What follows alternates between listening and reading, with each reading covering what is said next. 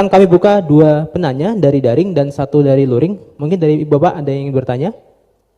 1, 2, oh baik.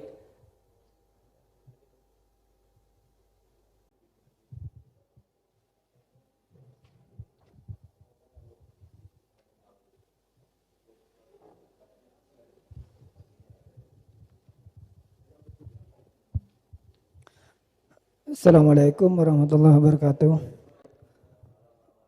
Mohon berkenan Gus, saya mau bertanya karena saya bodoh akan bertanya kepada yang pintar ini. Biar nggak disalahkan. Mana ya langsung ke pertanyaan, lebih penting mana antara pintar dengan cerdas? Karena ada anekdot Madura itu. Karena orang Madura kan terkenal anekdotnya ya.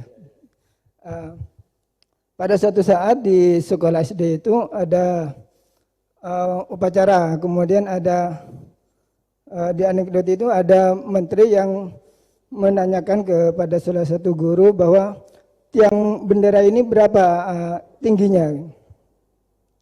Oleh guru itu manggil murid untuk naik ke tiang bendera itu untuk mengukur tingginya tiang bendera itu.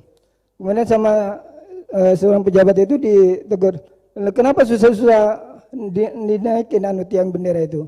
Enggak ditidurkan aja biar tidak mengundang bahaya. Dijawab oleh seorang guru tadi, tadi Bapak kan menanyakan tingginya tiang bendera. Kalau ditidurkan itu bukan tingginya, tapi panjangnya.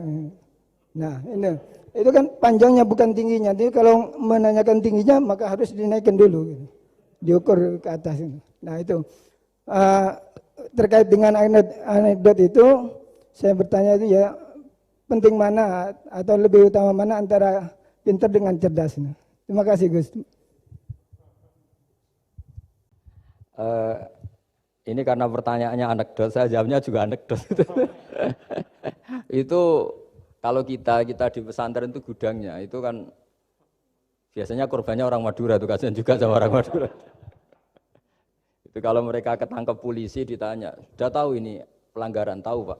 Kenapa tetap melanggar? Gak tahu Bapak di situ sih. Jadi itu kan cerminan pikiran kita semua. Kalau gak melanggar itu bukan karena takut aturan, takut ketangkep polisi. Sudah tahu kalau pelanggaran, tahu Pak. Kenapa melanggar? Enggak tahu Bapak di situ. Ribet kan? Nah, tapi sebetulnya jawaban dari pertanyaan jenengan itu ya sebenarnya Anda pasti tahu lah. Ini kan antara cerdas dan pinter itu mungkin ya pinter itu ya cerdas, cerdas ya pinter. Yang jelas mengetahui sesuatu yang semestinya itu ya kecerdasan, dan mengetahui itu ya namanya pinter gitu.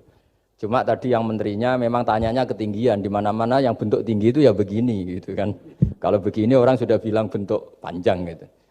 Jadi ya dalam hal ini ya pinter dan cerdas anak SD tadi yang naik tadi. Karena ya tetap dia memang benar-benar ngukur ketinggian itu, bukan kedataran. Nanti lama-lama ini bukan panjang Pak, tiduran. Tapi itu memang di beberapa dunia wali itu dunia yang memanfaatkan kepintaran dan kecerdasan. Misalnya banyak wali yang ibadahnya itu biasa. Ditanya, kenapa kamu ibadahnya biasa? Loh, Allah itu enggak diuntungkan oleh ibadah saya. Ya sudah, saya ibadah standar saja lah yang wajib-wajib. Makanya di dunia wali itu lebih ngeri guyonannya. Ada seorang wali doa di multazam, ya Allah ampuni dosa saya, ampuni, dan ini tempat mustajab, saya berdoa supaya saya tidak dosa lagi. Itu jawabannya unik. Kalau orang tidak dosa, sifat ghafur saya nganggur nanti. Jadi saya ini ghafur itu pemaaf. Kalau nggak ada yang salah, lalu ini gimana ini? Nggak ada objeknya lah kira-kira gitu. Jadi hubungan wali dengan Tuhan dulu itu ya asik, karena ya memang agama ini datang dengan keasikan. Makanya disebut halawatal iman. Halawah itu nyaman, indah. Makanya Nabi itu kalau mensifati sholat, wa qurratu aini fi sholat, nyaman saya ketika sholat, karena Allah itu jamil, Allah itu indah, sehingga ya nyaman. Lalu saya itu kalau mikir mati itu Pak Rektor itu ya takut kadang-kadang, wah dikubur terus ditinggalkan gitu, ribet kan. Tapi kalau setelah saya ngenangen, dulu ketika saya janin di perut ibu ya nggak tahu cara hidup, ternyata saya hidup dengan cara yang saya nggak tahu. Wong bisnis agak bisa, kerja agak bisa. Kamu ketika jadi janin kan sudah ada nyawanya, sudah hidup. Kamu bisa ngelola hidup kamu di situ. Tidak bisa kan? Ternyata bisa hidup. Makanya Allah mengingatkan wa id antum ajinnatun fi butuni ummahatikum. Kalau kamu janggal hidup kamu di kuburan, apa kamu tidak pernah hidup di kuburan? Yaitu ketika kita masih janin di perut ibu. Kalau ibu kamu senang renang, ribet kan sudah dalam perut, orangnya renang lagi. Udah gitu. Kadang-kadang ibu kamu sembrono, sudah ada janin masih goreng-goreng. Gitu. Kalau kepeletian gimana itu? Tapi Allah tahu cara ngelola kehidupan kita zaman masih apa? Janin. Ya kita hidup, ya ada bayi yang gendut, bahkan sampai disesar karena saking gendutnya. Wah itu bayi tauhidnya tinggi, itu sudah tahu kalau yang ngurusi Allah. Ndablek saja dia sampai gendut. Ya artinya kalau sudah ngeliat itu ya sudahlah.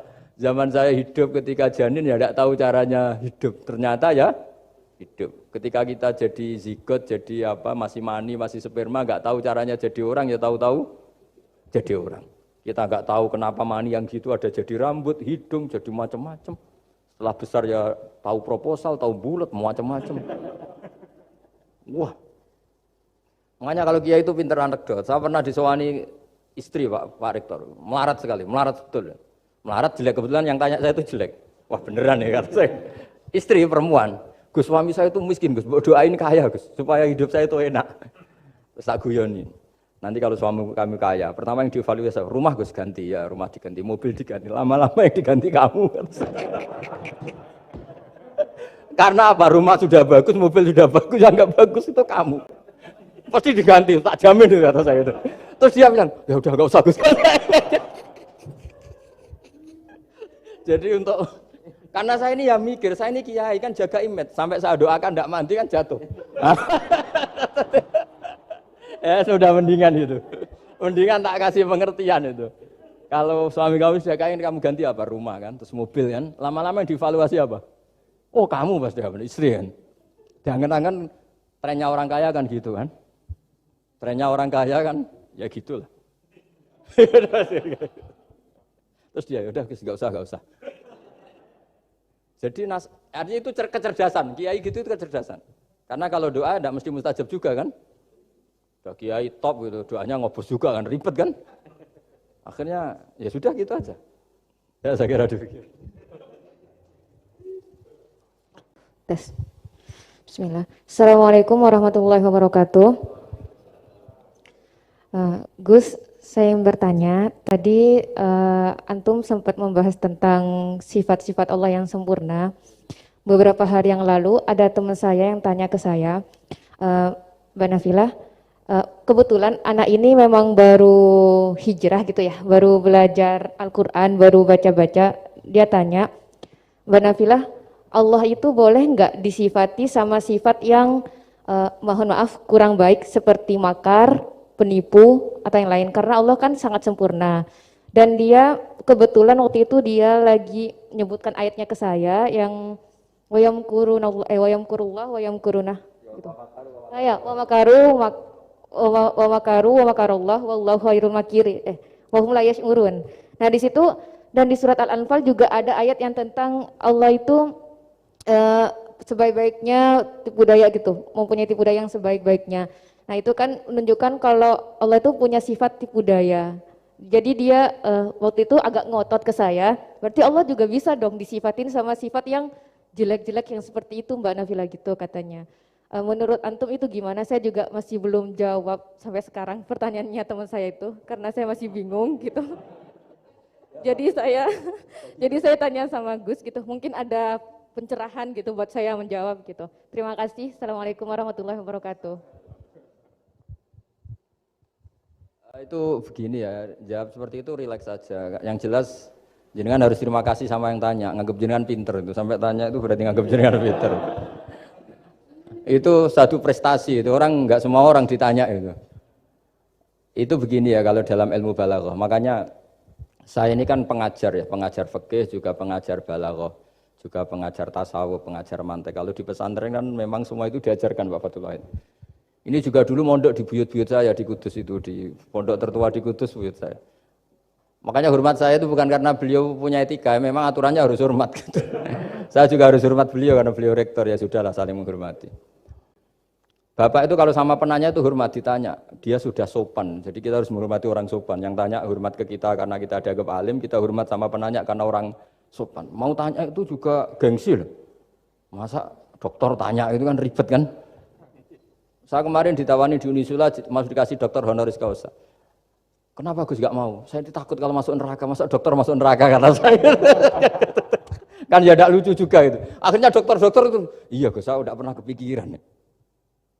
Akhirnya mereka terus mau udah takwa, udah Gus kita harus takwa, kan malu dokter kok masuk neraka. Oh begini jawabnya ya. Semua ilmu itu harus kita pelajari karena melihat sisi ekstrimnya, sisi buruknya. Ya saya ulang lagi ya. Ilmu itu harus Anda pelajari karena melihat sisi ekstrimnya, sisi buruknya kalau kita tidak tahu. Sehingga dengan cara itu kita tahu secara serius. Misalnya nikah sekali gak sah kategorinya zina. Kenapa anak angkat dilarang oleh Islam? Saya ulang, kenapa anak angkat dilarang oleh Islam? Kalau mau baik saja, tapi gak perlu ada anak angkat. Karena apa? Sekali perempuan ini tadi ditulis misalnya binti Fathul Wahid, binti Bahauddin. Itu nanti di KUA itu dikira itu walinya. Padahal hakikatnya tidak walinya. Maka enggak. Nah, ketika ini menikahkan, nikahnya sah enggak? Enggak kan? Karena dinikahkan oleh orang yang hakikatnya tidak walinya, itu satu. Sisi ekstrim kedua adalah ini nyata pernah terjadi. Anak ini kuliah terus pacaran. Ternyata pacaran sama kakak kandungnya.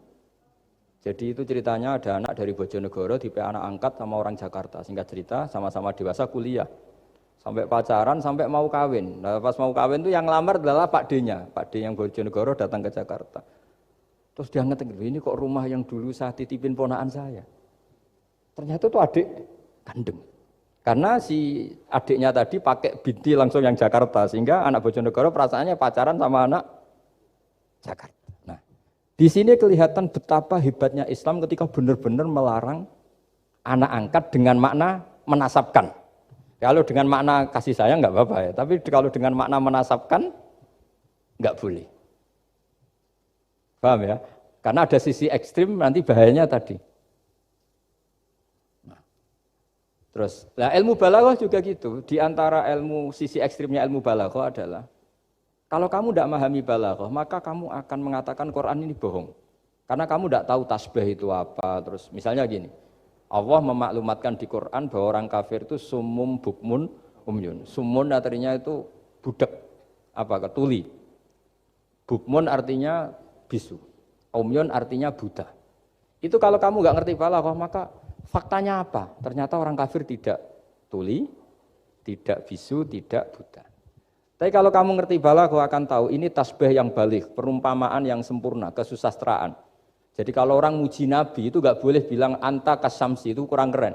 Kamu ibarat matahari kurang keren. Kafnya dibuang, anta samsun, anta badrun. Kamu matahari, kamu rembulan. Nah, kalau orang sedang pacaran itu kalau bilang kamu ibarat bunga, itu kurang keren. Wah kamu ya bunga saya itu kan terus keren kayak. Nah itu balaghah. Nah di antara balaghah itu ada namanya wal ityan bil kalimah lil musyakalah. Jadi mendatangkan kalimat bukan dengan makna semestinya tapi lil musyakalah. Musyakalah itu perimbangan. Wa makaru wa makarawah. Mereka bermakar dengan tipu daya. Wa makarawah dan Allah pun melakukan itu. Berarti Allah menipu daya mereka. Ya enggak. Kalau dilakukan orang baik itu namanya kecerdasan. Tapi kalau dilakukan orang dolim itu namanya tipu daya. Jadi misalnya gini. Ada orang bikin alarm supaya maling itu terdeteksi atau pakai CCTV. Itu namanya kecerdasan. Tapi kalau maling pakai CCTV untuk kalau nyolong ngerti pergerakan yang punya rumah. Jadi sama-sama melakukan itu tapi beda. Sama mati juga gitu. Ketika kita pecundang matinya mati sangit gitu. Tapi ketika kita pahlawan matinya mati syahid. Artinya ya sama-sama mati. Nah, di balaghah itu ada istilah musyakalah. Musyakalah itu ayat itu sebenarnya banyak, Mbak. Ada yukhadi'una Allaha wa huwa khadi'uhum wa yamkuruna wa yamkurullah wa makaru itu banyak. Jadi di antara sisi yang harus kita pelajari dari ilmu balaghah adalah kalimat itu banyak yang tidak semestinya. Ya tadi misalnya kita bilang coba kamu jalan dulu. Kalau kita bawa mobil, maksudnya mobil itu jalan, kita duduk. Tapi kalimatnya tetap, sudah kamu jalan dulu. Mau naik mobil kok dibilang jalan. Jadi berdiri juga gitu. Ya yuhal muddatsir kum fa'angdir. Kum berdirilah kamu. Berdiri maknanya mengurus sesuatu yang serius. Itu orang Arab bilang berdiri. Sehingga disebut wayuki munas sholat. Dan mereka mendirikan sholat. Apa semua sholat itu bentuknya berdiri? Nah, nuruti cangkem elek kan protes ya? Makanya begitu juga sholat. Sholat itu harus menghadap kiblat. Yang benar aja, kalau pas sujud menghadap apa coba?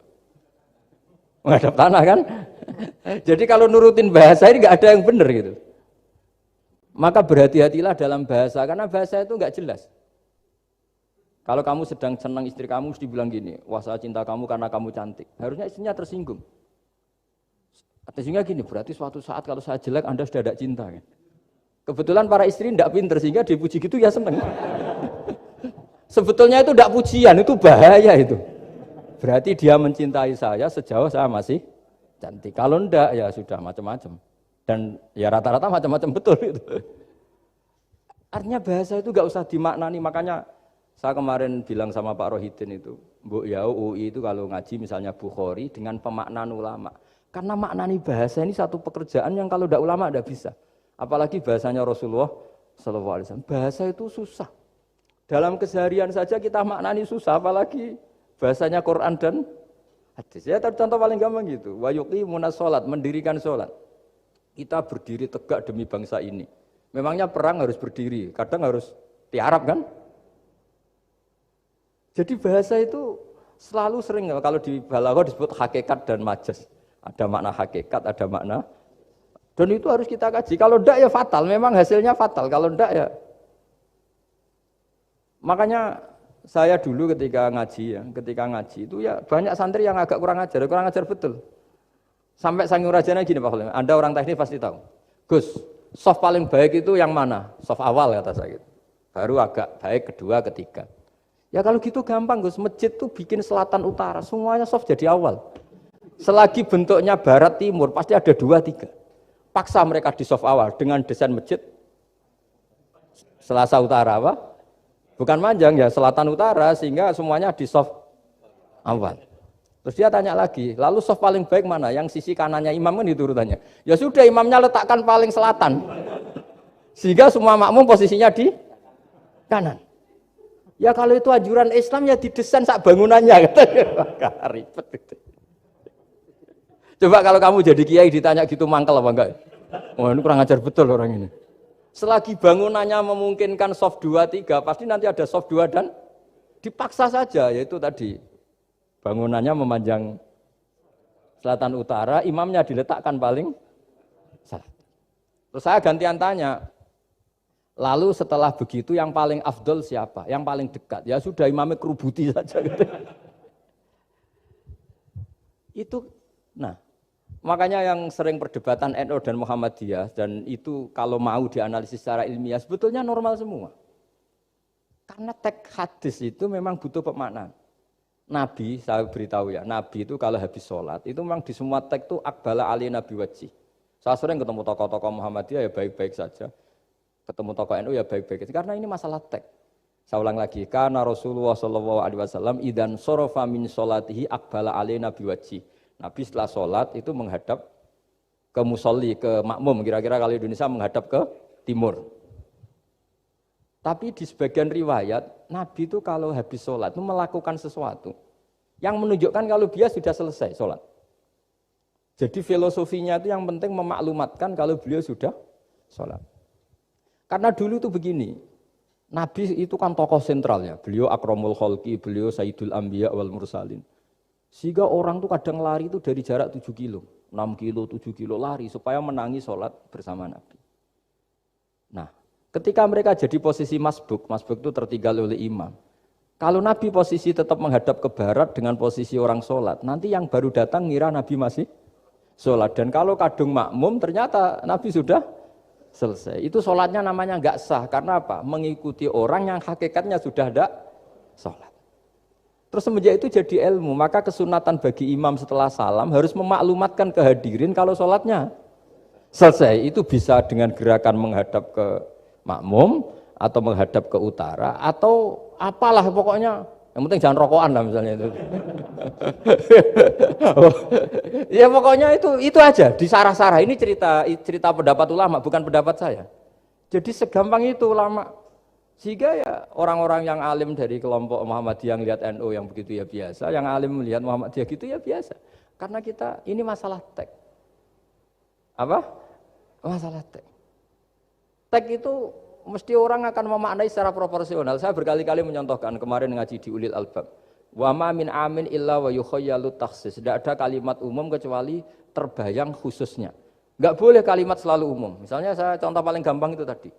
Cung, nak melaku jo plengaan itu. Kalau jalan jangan toleh kanan, toleh itu. Semua ilmu adab pasti begitu. Tapi kalau di jalan raya tetap enggak melengak. Tapi itu enggak diutarakan oleh orang tua kita karena anak ini pasti paham lah kalau mau nyebrang jalan ya harus. Tapi kalau kita nasihati kan tetap, Cung, kalau jalan-jalan jangan lihat kanan, lihat kiri, jangan. Tapi hakikatnya sama. Cung, kowe nak sholat sing anteng tuh kan enggak gerak.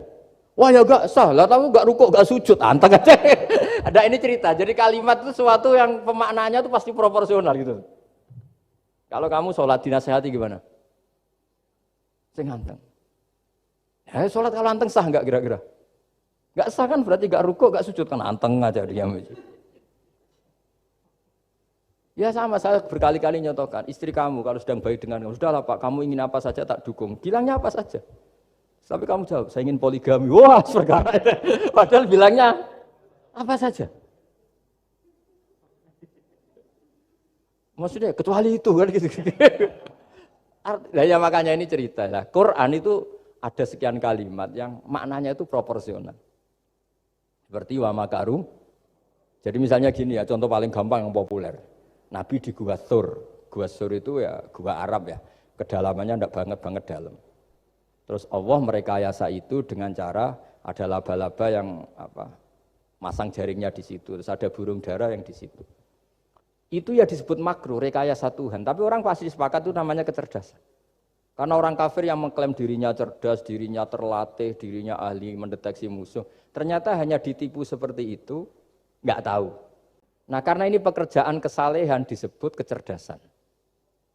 Apa disebut?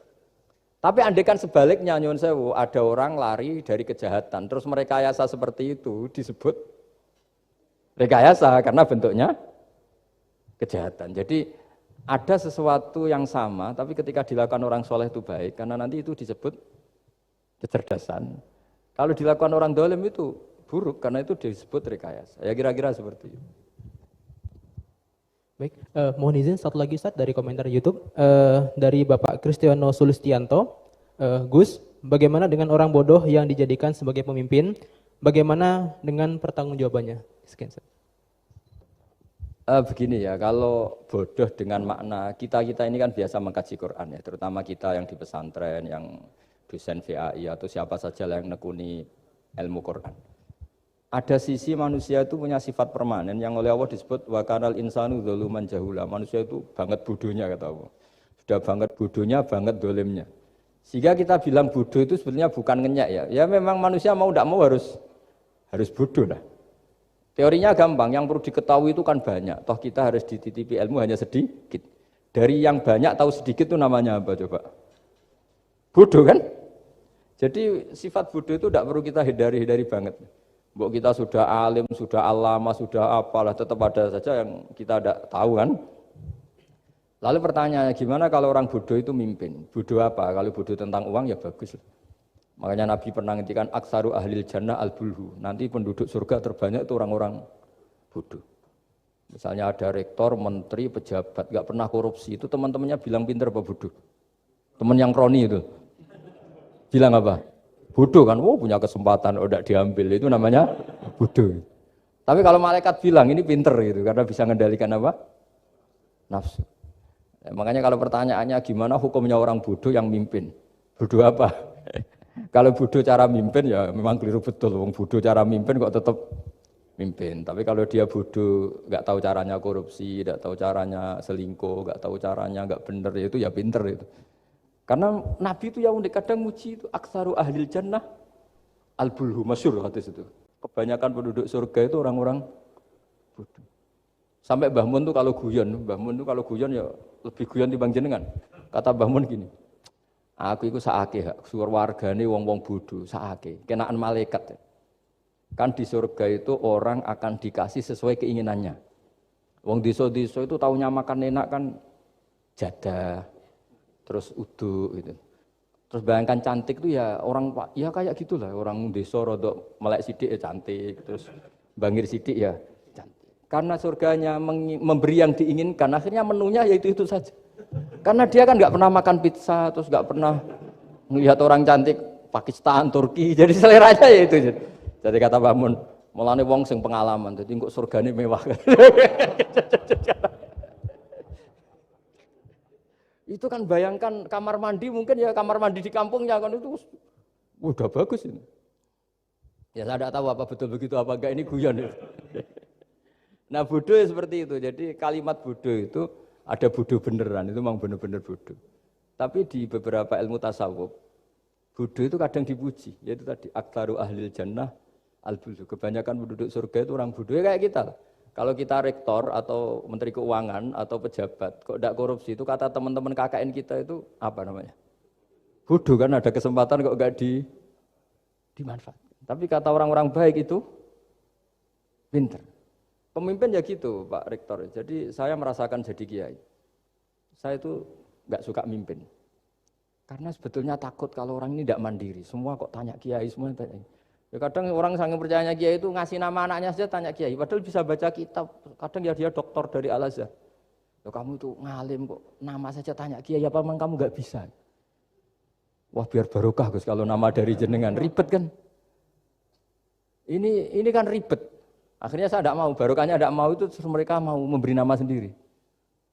Makanya kata bapak saya itu kalau ono imam masjid wis tuwek ngimami terus iku gak istiqomah hak jenenge mau digenti. Jadi artinya kalau ada seorang imam masjid tuwek sudah batuk masih ngimami saja. Di satu sisi itu pinter ya, di mana-mana kalau ada yang tua sama yang muda ya didahulukan yang tua. Tapi kalau pertanyaannya itu kalau di bab adab. Tapi kalau nanti temanya regenerasi. Ini tersangka enggak? Ya saya ulang lagi ya, ada imam tua sudah batuk-batuk. Kalau temanya akhlak dibenarkan. Di mana-mana kalau ada yang tua yang jadi imam ya tua. Tapi kalau temanya regenerasi, tersangka kan dia. Lah ini lainnya gimana ini kok enggak regenerasi? Artinya gini, makanya saya bilang kalimat bodoh beneran apa bodoh yang relatif nisbi. Jadi manusia itu seperti itu, makanya disebut wa kanal insanu zaluman jahula. Di bab adab dia benar jadi imam, tapi kalau babnya regenerasi salah. Makanya kalau jadi pemimpin berkali-kali, makanya benar Indonesia dibatasin 2 periode. Harusnya kalau teori pengalaman, benar mana presiden ketiga sama kedua? Benar ketiga kan lebih punya pengalaman.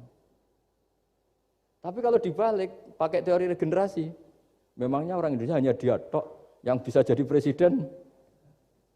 Tapi kalau pertanyaannya, yang belum pernah jadi presiden sama yang pernah jadi presiden, kira-kira mimpinnya tahu mana?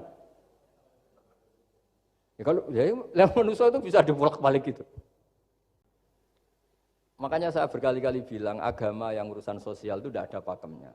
Gimana hukumnya orang soleh berteman orang fasik yang dugem yang apa? Buruk. Enggak boleh orang soleh berteman orang fasik, takutnya ketularan. Tapi kalau dibalik, boleh enggak orang soleh membina orang fasik?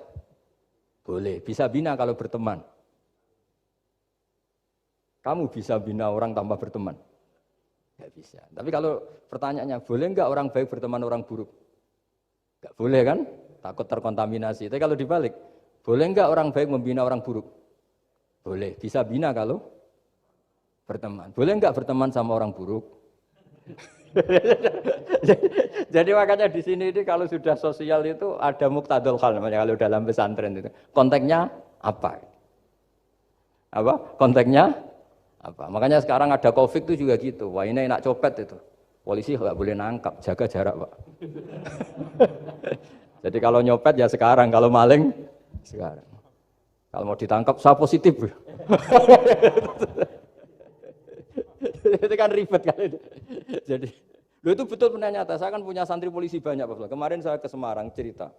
Yang cerita itu reskrim, dia kasat.